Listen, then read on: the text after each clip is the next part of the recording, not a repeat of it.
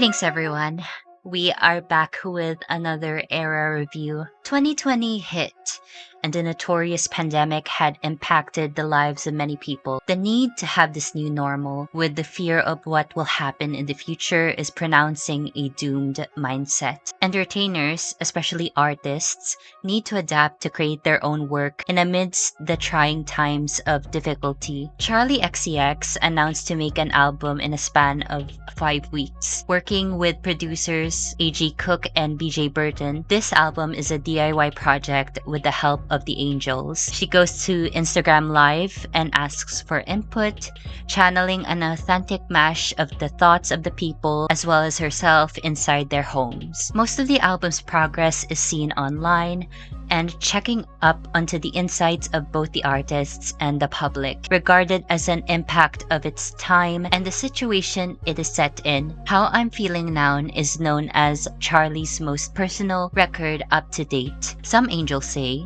it is her masterpiece, her opus, and a reflection of the time when COVID is prominent. We shall know to go into this album and see its impact to voice out the feelings of imminent isolation.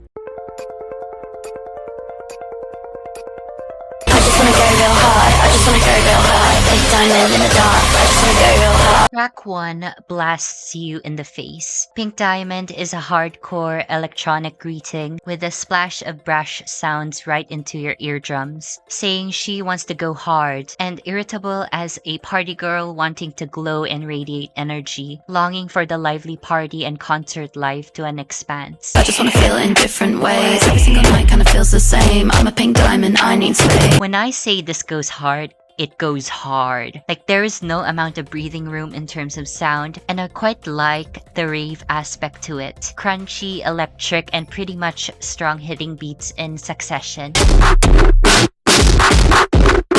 Her vocals are blending quite well with the tempo in the song. Literally part of the instrumental in tandem, they work together as a single entity to forge a track. In real life, could the club even handle us? In real life, could the club even handle us? I just wanna go real hard. Pink Diamond is high-key a strong opener to lead in. I find this sort of darkness with the production while having the craving of party life. You can feel the irritability on how raw the sounds are. It is kind of a bop in a way. A special track to start off the album. I love you. I love you forever, even when we're not together. Forever is a follow-up of Grace. While Pink Diamond is irritability, Forever is love.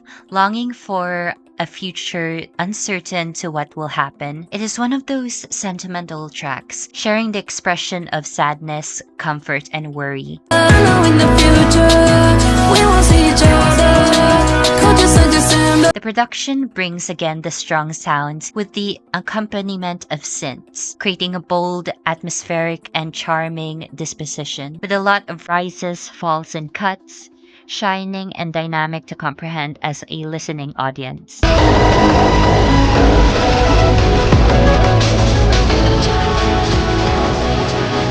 The strong part of the track is her voice.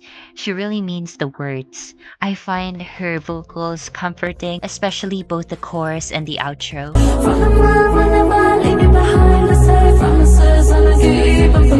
I think Forever is a major highlight of the album. It is a peak Charli song, a combination of both palatable sounds and sentimental themes, a mojo of her mind. Whenever I listen to this track, I feel warm, comforted, and mushy. It is a great song. I like everything about you. I like. Claws is a state of mind, an obsession perhaps. It describes of how she really likes everything about this person. As simple as it is, the main theme is having a crush or a strong intimate emotion to one's partner. Like your mind, like your smile, like your eyes, I could die. In terms of production, it is more playful than the first two. The synths are bouncy with the heavy beats, sounds again, fun and bubbly. There is also a looming aggression towards the end part. Everything about you.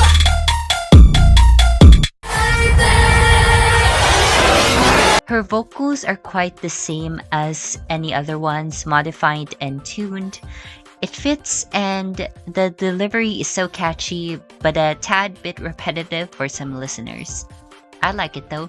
Don't you hold me back, 'cause I wanna know, I wanna go. What I like about Claws is the catchiness and the danceability to it. It is simple, and I do admit it fits that one scene from Overcompensating. I Need Season 2 really bad. Benito Skinner, Count Your Days. 7 years and it's been you and I.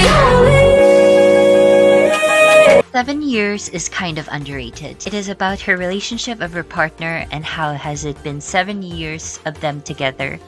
It is a light and romantic song, and all their moments combined into unison. Could have fallen, but we only grow. Yeah. So I made my house a home with you. One of the more tamer side of production, the song has sort of a smooth flow and rhythmic composition, making you feel gliding along as it progresses, especially in the second half.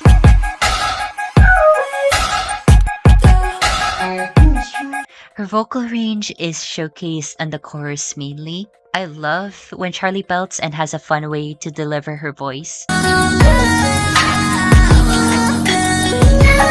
7 years is a favorite of mine. Yet as time goes on, there are some songs which are superior. I still appreciate it to its core. It is a good love song.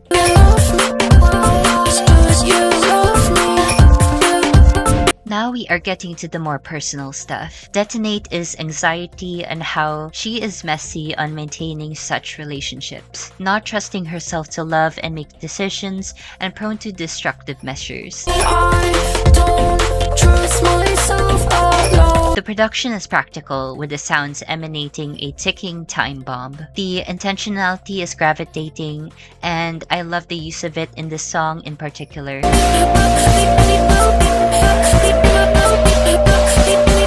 Her vocals are acting as well. She sounds shy when she delivers her lines. It is the epitome of vulnerability and having emotions to take control over you. I'm not trying to be rude, I'm just feeling confused. 𝕬𝕤𝕚𝕚 is also underrated. Same goes of the previous track. I like it at first listen, but I found there are tracks more superior. I still love 𝕬𝕤𝕚𝕚. The ending part is the highlight in this song. Honestly, majority of these songs so far. Maybe I'm an enemy, now I'm finding that you're going a little close to me. ℚ𝕚𝕚 is a self-targeted song. I find it the most vulnerable since she included her voice notes as well to give a sense of authenticity. Having these negative thoughts of thinking the ones closest to hers will one day betray her and hurt her. Trust issues and anxiety on the roof on the track. Keep your friends close, but you're closer. I love when you're here. One of the more low-key and palatable pieces on the album. The synths flow nicely and follow the sentimental mood of the composition. Her vocals are okay, and they tell the lyrics in a heartfelt manner. Maybe you can reach me. I am sad to say this is the only least favorite of mine on the album, but that does not lessen the impact of the song in any way. It is kind of special to other people, and I can appreciate its inclusion. It just has less to non-replay value when I visit the album as a whole. 'Cause lately I finally understand that maybe The next track follows up where we left. I finally understand is the recognizing of one's self as the problem, mentioning her conversations with her therapist, destructive behavior, and self-hatred. Relatable. Very relatable. my therapist said I hate myself really bad. You tell me it's fine, let me cry. Another simplistic arrangement of synths, notably the most low-key out of all of the songs in the album. It drives the attention to the lyrics due to the minimalism. Vocals and deliveries are quite fun to sing with this one. Rapid and smoothly transition from verse to chorus. Got me tripping out, got me tripping out. I like this song because I relate to it too much. The self-awareness is undoubtedly the central theme. Noticing the behavior of one's self is key to betterment.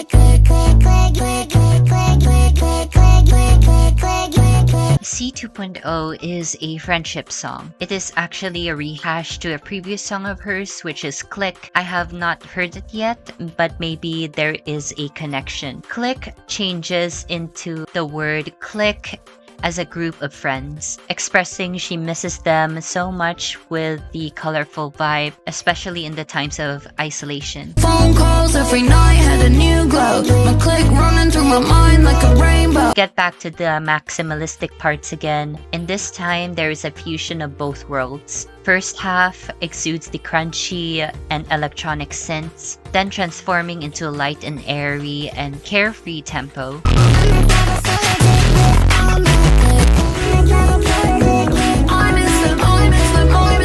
I love her vocals, especially in the second half. Same thoughts, it felt heartfelt when she delivers it. Took it in our lungs, then we all choked. The song grew on me as I continue listening to it. I really like music with themes of true friendship, a track to which gives a heartwarming aura in its experimental display. I only do this party for you. Only do this party for you. A quintessential song which blew up and a legacy staple. Party for You is a sad track about throwing a party for someone to which they never come through. It is a way to portray unrequited love and the loss of an effort. Overall, heartbreaking and desperate in the core of expression. Caught your friends from out of town. Got the party bag with the purple bills, and I'm waiting for you by the window. Yeah. Probably one of the dynamic tracks in terms of production. The constant earworm of synths just collide with the whole listening experience. It progresses with rises, falls, and stops. Masterclass to behold upon. The perfect performance of vocals in range and delivery. She upholds repetition and makes a soulful difference in the other half of the song.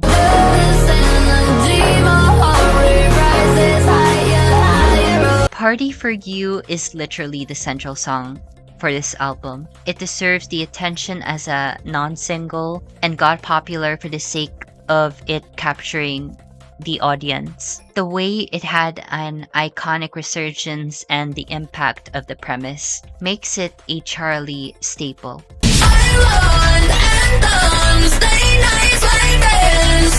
Here's where we start to get wild. Anthems is a song to crash out, considering with the state of the world on that time. During pandemic, you're limited to all sorts of actions, shopping online, missing your click, and having the dreadful boredom all the time. The state of wanting freedom is honestly relatable, especially if you are an extrovert. I just wanna go to parties, all the high, wanna feel the heat from all the body. The synths are heavy on this one. The beats collide in your headphones. It is peak aggression, much similar to Pink Diamond with a comprehensive edge this time. Vocals are tuned to the core, and she delivers with such undeniable loud energy. It is a way to vent out the emotions, like a rage room of sorts. In my opinion, Anthems needs more attention. The third underrated song I mentioned so far now, because the whole album is just an underrated masterpiece.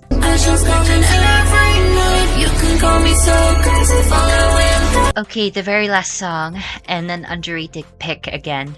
Visions returns back to the longing for a better future. The significance of having pictures on your mind, seeing so clear to have the sense of hope and wanting it to happen. Impactful for a closing remark to an album.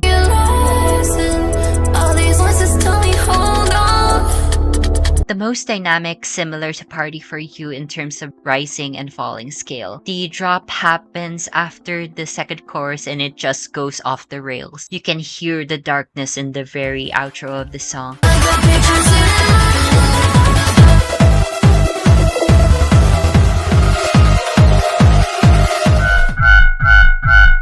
The way her voice is encapsulated in this one is mesmerizing. Especially in the chorus, the delivery is astonishing. And I love every inflection of it. Visions is one of the tops for me. Apparently, most of the album is. And it is a perfect track to close the overall project. And there you have it. The overall How I'm Feeling Now experience. I felt the album needs to have an award.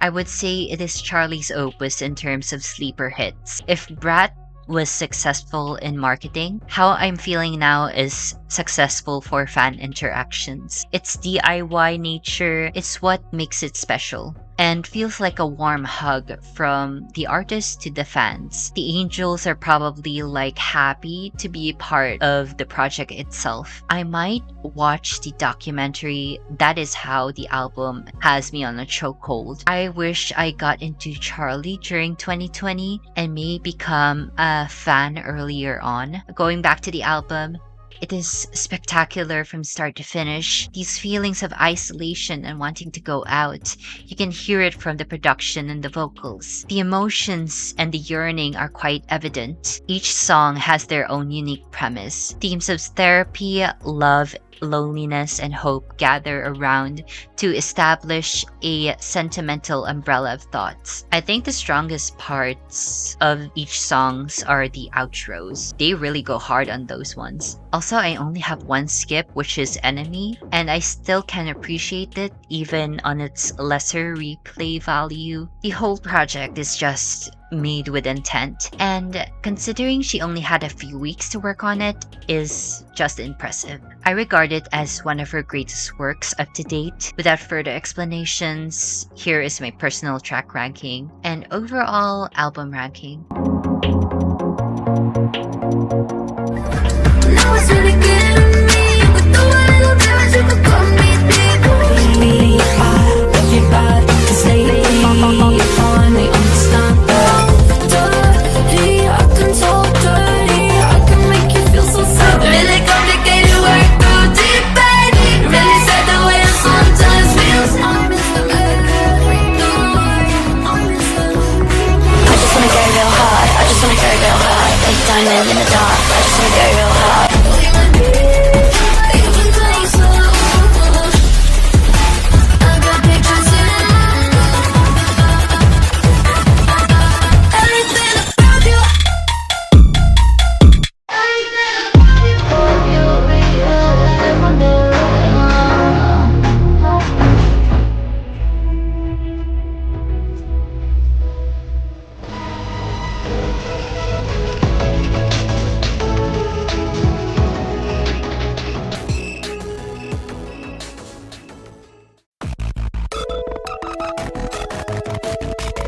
Forever has the most emotional video out of all the three. It is a mash of 1,000 or more clips from fans. The editor must have exquisite compensation just for editing such supercuts. These are people who have experienced quarantine and how much isolation has affected their lives. So many clips and individuals just doing their own thing as a form of coping mechanism for the new normal. I found it sentimental and showcases how much the artist cares about her fans. It is a love letter for them, and I just love the fact it is a DIY foundation of art. A project to be on the time capsule of stuff precious to the heart. Similar to its song, the Claws music video is silly, quirky, and full of green screen massacre. It is just a video of Charli having fun with effects. She is having the time of her life right here. What I notice on the effects is the amount of escapism it correlates to the situation at bay. The sort of means of her escape and doing this with her former lover. It is a fun way to display the chaotic nature of the song and the premise of the event. The song resurged in 2025 and the impact it made was historical. During the Brat era, as a form of present, Charli released the music video for Party For You. It showcases her exiting last night's party house and walking all alone in a desolate place. It perfectly captures the feeling of loneliness in the song and the album theme. Walking along the road, she appears to be unkempt, stripping all her belongings and clothing, maybe symbolizing a sort of shedding and showing the vulnerability inside. Interestingly, a wide billboard of her face plastered and she saw it. She tears and burns it. a theme of knowing this resurgence to fame and her emotional feelings. In the end, she accepts it, sitting on the couch while the billboard is burning on the background. It is one of her most powerful videos to comprehend for her own artistry. There are only 2 videos from the era, and one got back due to its popularity. The similarities of all these videos are about honesty and unapologetic for the result. These media are a gift rather than an era duty. That is what I think, at least. The videos are rustic in execution, and it showcases Charli's essential core to present her blunt self. How I'm feeling now as a whole era is about to cater to the angels and how their support made Charli grow and be recognized. It is the album's legacy and emotional appeal, which made the visuals grounded and creatively pop up. I would describe this aesthetic quarantine. That is it. That is the whole plot. I remember dreamcore and weirdcore were popular in that time, and mostly every Gen Z is into it. The style is like a blend of party girl or an extrovert inside their home, waiting to come out, and the aforementioned weirdcore likable aesthetic. In terms of the album cover, it is quite rustic. Charli holding her camera on top of the bed with sleepwear is just iconic. The dominance of white is reminding me of a blank slate, of the new normal perhaps. It is comparable to the feeling of making a project with minimal effort and getting a score of 100%. The album cover is a 10 out of 10 due to its simplistic essence. And it is a surprise when you first hear Pink Diamond when you start the album journey. Due to quarantine, the album aesthetics goes limited and pretty minimalistic. She puts on whatever is on her wardrobe and just rolls with it. I think fashion itself has a factor of time and place, and the one's current situation reflect the clothing choices of people. They literally cannot get out, so what they have to put on or online deals are enough to be staple pieces. I would say repeating elements are like sweaters, pin-back hairstyles, colorful hair clips, and little to none makeup. The sheer simplicity states a more grounded look to these outfits. Now let's see some of my favorite looks from the era. Casual to its touch, this piece is an idea of just dressing with style while still inside the house. These loose Tommy jeans top, pairing it with some nice jeans and white shoes, is a natural fit in execution. She kind of looks like the stereotypical man who is affluent in high school. Next thing is the Appleville mini show performance. She has those butterfly hair clips and a chain necklace as formidable accessories. Putting on some sunglasses as the video goes by. For the main outfit, the white polo shirt with the black bottoms, and I believe those are Converse shoes. Again, very casual, and having the sense of comfort when wearing it is what is important. She's basically promoting merchandise for this one. The merch itself is stunning to see. It's either the black hoodies or sweaters. My personal favorite is the white t-shirt with the album name imprinted.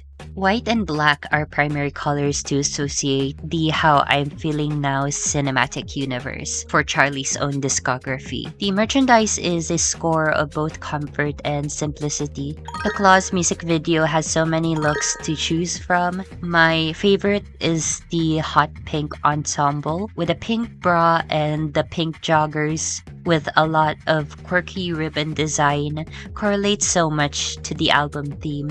The chains become more prominent as accessories, and the big bejeweled hair clips ties it in. It is vibrant, yet there is also chaos found in this piece. I do not know why, but the Party For You visualizer is kind of the moment. A see-through black ensemble with the black undergarments underneath it. It is so simple yet so impactful, perhaps. It goes well together. The image of the party girl stuck in quarantine is forever engraved when I saw the outfit to the execution of it all. It best captures the album when you think of it.